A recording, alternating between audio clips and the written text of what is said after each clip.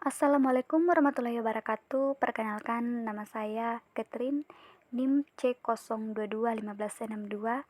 Di sini saya akan menjelaskan sedikit materi dari mata kuliah akuntansi forensik yang berjudul Unsur Perbuatan Melawan Hukum.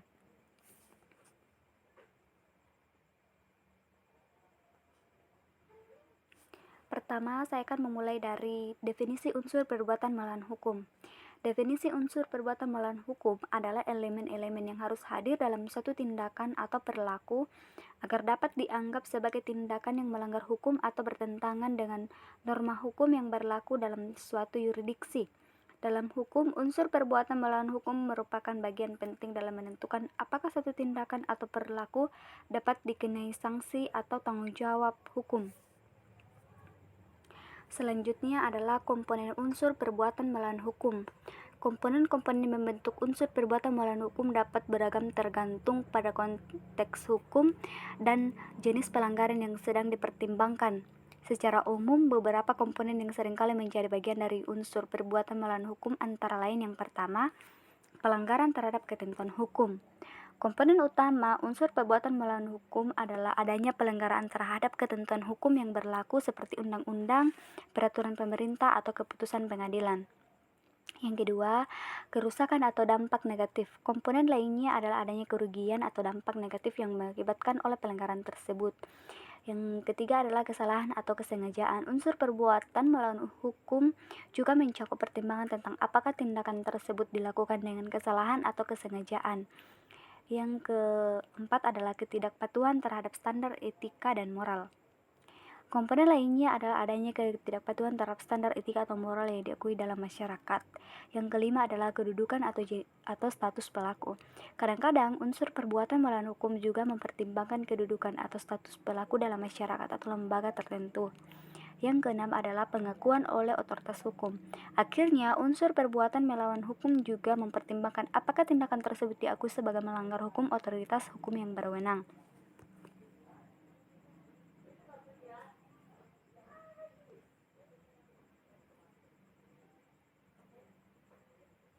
Selanjutnya, saya akan menjelaskan tentang unsur-unsur perbuatan melawan hukum.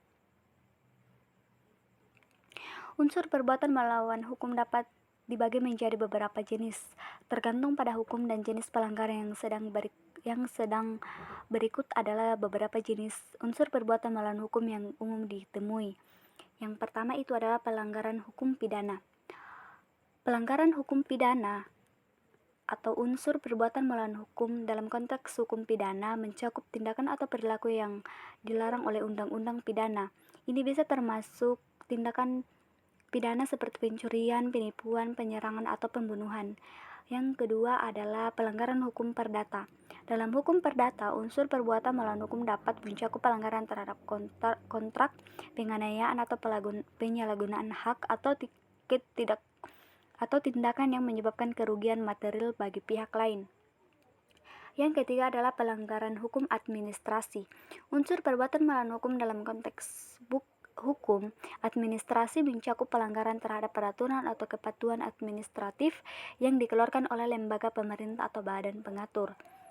Selanjutnya adalah pelanggaran hukum norma moral.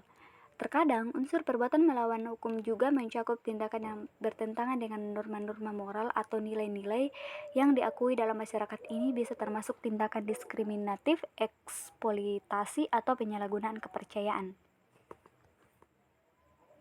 Selanjutnya saya akan menjelaskan penerapan unsur perbuatan melawan hukum.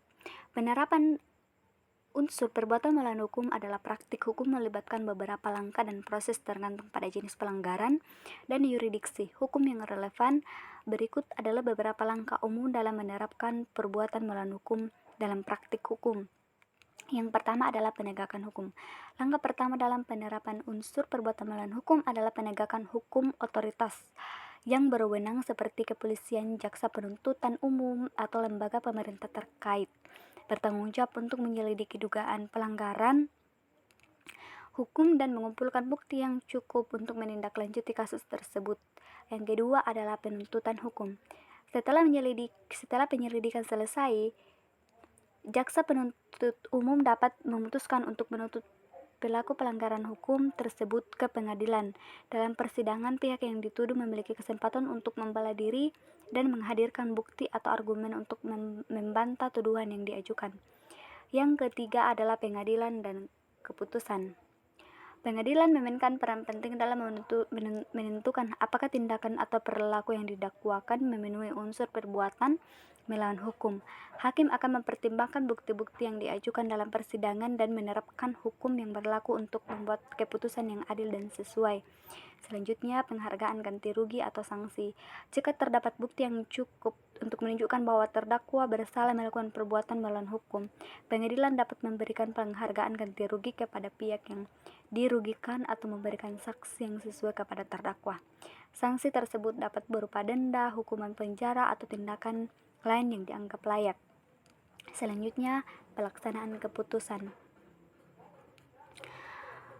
Setelah pengadilan memberikan putusan, pihak yang terlibat dalam kasus tersebut harus melaksanakan putusan tersebut sesuai dengan ketentuan hukum yang berlaku. Ini termasuk membayar ganti rugi, memenuhi kewajiban hukuman, atau melakukan tindakan lain yang diamanahkan oleh pengadilan. Yang terakhir adalah pemantauan dan penegakan putusan. Terakhir, lembaga hukum yang relevan bertanggung jawab untuk membantu pelaksanaan putusan pengadilan dan menegakkan kepatuhan terhadap hukum. Hal ini dilakukan untuk memastikan bahwa keputusan pengadilan dilaksanakan dengan benar dan bahwa pelanggaran hukum tidak terjadi kembali di masa mendatang. Selanjutnya, atau materi yang terakhir adalah pengaruh dan perkembangan melawan hukum. Pengaruh dan perkembangan melawan hukum mencakup berbagai faktor yang mempengaruhi evaluasi dan penegakan hukum terhadap tindakan yang melanggar hukum. Beberapa pengaruh dan perkembangan yang dapat mengaruhi bidang ini termasuk yang pertama adalah perubahan sosial ekonomi. Perubahan dalam struktur sosial dan ekonomi suatu masyarakat dapat mempengaruhi pola dan jenis pelanggaran hukum yang muncul. Misalnya, ketidaksetaraan ekonomi atau ketidakadilan sosial dapat meningkatkan risiko terjadinya tindakan melawan hukum seperti korupsi, pencurian, atau penipuan. Yang kedua adalah perkembangan teknologi. Kemajuan dalam teknologi juga dapat memengaruhi jenis dan cara pelanggaran hukum dilakukan. Misalnya, perkembangan teknologi informasi dan internet dan telah memunculkan bentuk-bentuk kejahatan baru seperti penipuan online, pencurian identitas, atau serangan cyber. Yang selanjutnya adalah perubahan hukum dan kebijakan. Perubahan dalam peraturan hukum dan kebijakan juga dapat mempengaruhi penegakan hukum terhadap tindakan melawan hukum. Misalnya, adopsi atau perubahan undang-undang anti korupsi dapat memperkuat upaya penegakan hukum terhadap korupsi di suatu negara. Selanjutnya, globalisasi. Proses globalisasi juga dapat memengaruhi perkembangan melawan hukum. Misalnya, interkoneksi ekonomi global telah memperluas jangkauan kegiatan ilegal seperti perdagangan narkoba, perdagangan manusia, atau pencucian uang, sehingga menantang upaya penegakan hukum di tingkat internasional. Selanjutnya, peran media dan teknologi komunikasi. Media massa dan teknologi komunikasi juga memiliki pengaruh yang signifikan dalam mempercepat penyebaran informasi tentang tindakan melawan hukum dan mempengaruhi opini publik serta respon terhadap masalah tersebut. Selanjutnya, peran masyarakat dan organisasi masyarakat sipil. Kesadaran masyarakat akan pentingnya hukum dan keadilan serta peran aktif organisasi masyarakat sipil juga dapat mempengaruhi penegakan hukum terhadap tindakan melawan hukum. Dukungan publik terhadap penegakan hukum dapat memperkuat upaya pemberantasan kejahatan dan pelanggaran hukum. Demikian penjelasan materi yang berjudul unsur perbuatan melawan hukum. Di sini saya mohon maaf atas kekurangannya dan saya ucapkan terima kasih.